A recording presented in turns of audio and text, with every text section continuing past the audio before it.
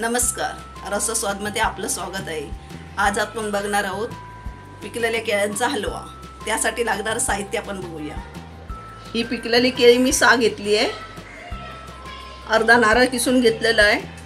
2 चमचे तूप आहे। 7 बदाम आहे। 6-7 काजू आहे। मनुका घेतली आहे। 2 छोटे चमचे साखर आहे। वेलची 1 चमचा आहे आणि चवीपुरतं मीठ आहे। पहिले आपण केळी कापून घेऊया। केळी अशी आपल्याला कापायची आहे।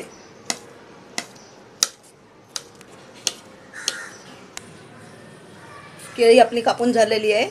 आता आपण बनवायला घेऊया। कढई तापली आहे आपली। पहिल्यांदा आपण तूप घालून घेऊया। तूप आपलं विरघळलेलं आहे।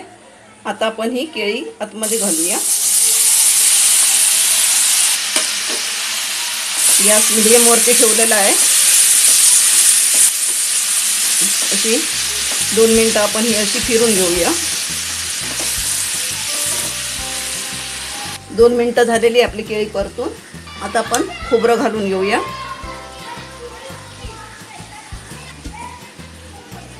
हे आपण सुकं खोबरं वापरलं तरी चालून जाईल।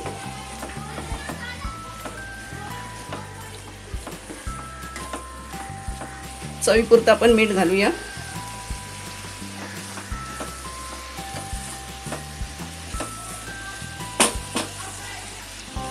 थोडीशी साखर घालूया। साखर नाही घातली तरी चालून जाईल, पण चवीसाठी जराशी घालायची।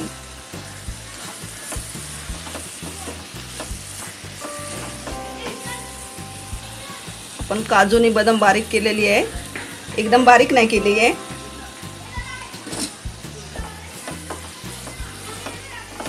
अशी चांगली अशी परतून घेऊया।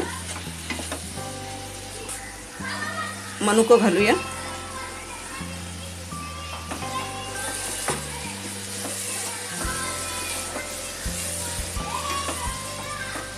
आता आपण वेलची पावडर घालून घेऊया।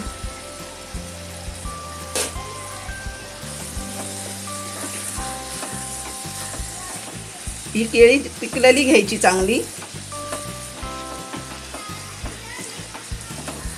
केळ्याचा हलवा आपला जवळजवळ होत आलेला आहे। केळीचा हलवा आपला बनून तयार झाला आहे। ही याला बनवायला मला 10 मिनिटं लागलेली आहे। आता गॅस बंद करते। पिकलेल्या केळीचा आपला हलवा बनून तयार झालेला आहे। एकदम साधी आणि सोपी एकदम रेसिपी आहे। हा नैवेद्यासाठी आपण दाखवू शकतो हलवा, किंवा उपवासासाठी पण खाऊ शकतो। तर हा एकदा हलवा तुम्ही असा करून बघा आणि मला सांगायला विसरू नका। हा व्हिडिओ आवडला असेल तर लाईक करा आणि रसस्वादला सबस्क्राईब करा। धन्यवाद।